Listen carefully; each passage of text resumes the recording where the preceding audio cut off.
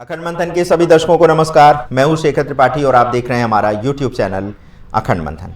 आज आगे क्या होने वाला है कार्यक्रम में आज हम लाए हैं सुप्रसिद्ध ज्योतिषाचार्य अरुण बंसल के द्वारा की गई वो भविष्यवाणियां जो उन्होंने 2025 और 26 को लेकर के की हैं, और इन भविष्यवाणियों का आधार उन्होंने बनाया है मुंडेन ज्योतिष सिद्धांत को।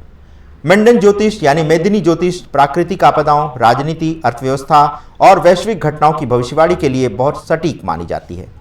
सॉफ्टवेयर के माध्यम से ज्योतिष डेटा का विश्लेषण करके आप भविष्यवाणी तो कर सकते हैं, लेकिन सटीक भविष्यवाणी के लिए आप मेदिनी ज्योतिष का सहारा ले सकते हैं, और इसी मेदिनी ज्योतिष के द्वारा अरुण बंसल ने 2025 के लिए कुछ बड़ी भविष्यवाणियां की हैं। हो सकता है कि राजनीतिक विचारधाराओं में एक तरह से भेद के कारण आपको ये जो भविष्यवाणी है वो एक तरफा लगे, लेकिन ये अरुण बंसल के स्वयं के विचार हैं। इसमें चैनल का कोई भी अपना मंतव्य नहीं है, इसलिए इसे आप मात्र भविष्यवाणी के तौर पर देखें। तो अरुण बंसल के अनुसार 2025 की जो सबसे बड़ी भविष्यवाणी है उसमें उन्होंने राजनीतिक परिदृश्य में एक बड़े बदलाव का एक तरह से संकेत दिया है।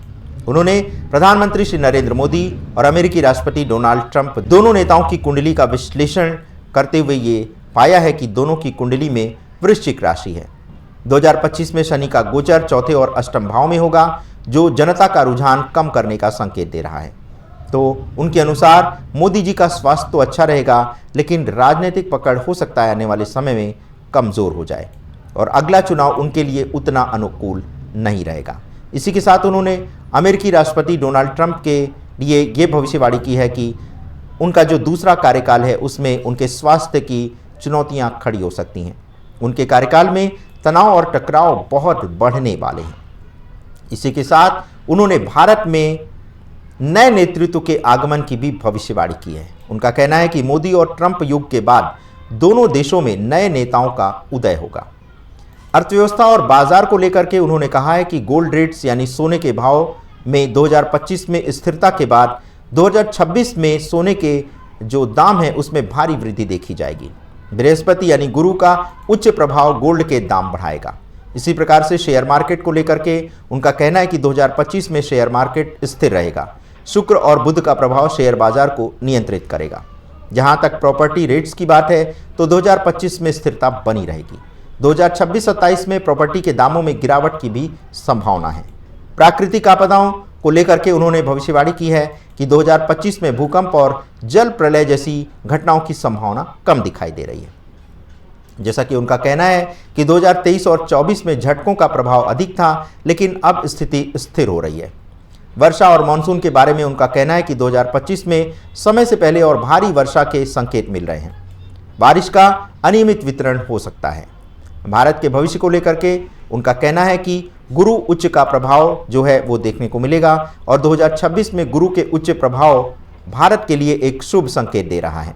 अर्थव्यवस्था में सकारात्मक बदलाव आएंगे। विदेश व्यापार और निर्यात में वृद्धि होगी। विश्व गुरु बनने की दिशा में भारत का जो विकास का ग्राफ है वो आगे बढ़ता रहेगा, लेकिन विश्व गुरु बनने में अभी समय लगेगा। लेकिन 2026-27 में बड़ी प्रगति होगी और यही प्रगति विश्व गुरु का आधार बन जाएगी।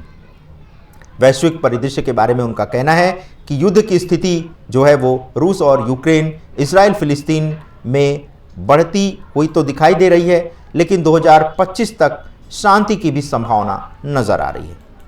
डॉलर बनाम रुपए की कीमतों के बारे में उनका कहना है कि 2025-26 में रुपया मजबूत होगा।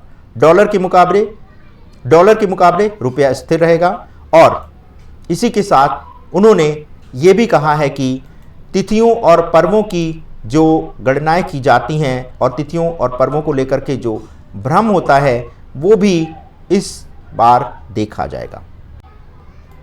तो कुल मिलाकर के श्री बंसल ने 2025 के लिए जो भविष्यवाणी की है उसके अनुसार 2025 भारत के लिए प्रगति का वर्ष होगा, लेकिन मोदी और ट्रंप के लिए ये राजनीतिक चुनौतियां खड़ी करेगा।